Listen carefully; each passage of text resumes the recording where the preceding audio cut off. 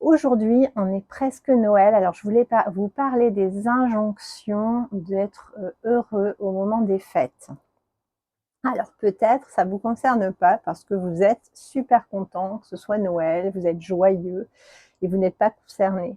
Ou alors peut-être ça vous énerve en fait d'entendre toujours: «Ah ouais, c'est Noël, je dois être heureux parce que c'est Noël, c'est comme ça, c'est les fêtes de fin d'année, tout le monde est heureux». En fait, non. Je voulais faire cette vidéo pour dédramatiser. C'est pas le cas pour tout le monde. Tout le monde n'est pas forcément joyeux en cette période de Noël parce qu'il y a plein d'injonctions aussi de rencontrer sa famille. Il peut y avoir des tensions entre vous. Il peut y avoir de la comparaison avec des membres de votre famille. Vous pouvez subir des critiques. Ça peut être quand même dur émotionnellement. En plus, peut-être vous préparez tout. Vous devez vous occuper de l'organisation. Vous pouvez avoir des problèmes de budget. Cadeaux, nourriture, etc. Donc tout ça, ça peut créer un fort stress. En plus, on est fatigué à cette période de l'année parce que c'est une période où il y a des virus, on est malade, on a travaillé toute l'année, c'est l'hiver. Hein. Donc quand on met tout ça bout à bout, finalement, cette période, elle peut être compliquée. Et c'est OK et c'est normal.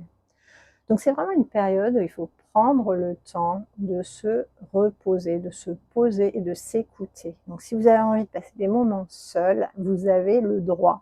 Vous n'êtes pas obligé de faire la fête au Nouvel An. Si ça vous fait plaisir, vous le faites. Si ça ne vous fait pas plaisir, vous n'êtes pas obligé.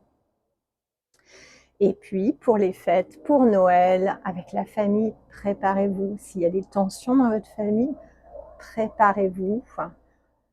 Vous savez que ce sera pareil que tous les ans, vous savez ce qui va sans doute émerger. Donc si ça vous inquiète, imaginez ces scènes-là à l'avance. Imaginez les situations des années précédentes qui vous ont déstabilisé ou qui vous ont déprimé. Imaginez-les et puis préparez-vous à ça, préparez-vous à ce que vous allez répondre ou alors préparez-vous à prendre de la distance par rapport à ça pour que ça vous touche moins.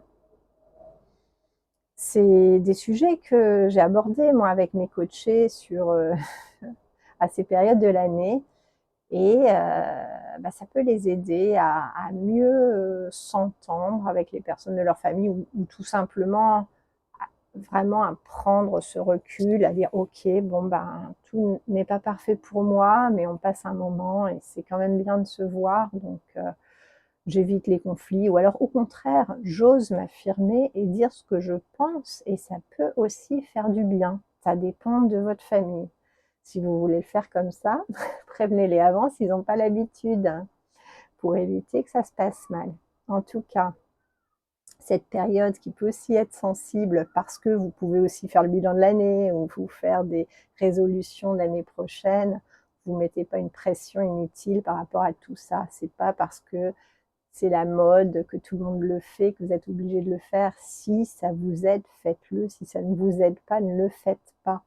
L'idée, c'est de profiter de cette période comme de n'importe quelle autre période. Et si c'est une période qui est joyeuse pour vous, et ben tant mieux. Si c'est une période qui n'est pas joyeuse pour vous, et ben essayez d'en tirer le meilleur. Écoutez-vous et profitez au mieux en vous préparant.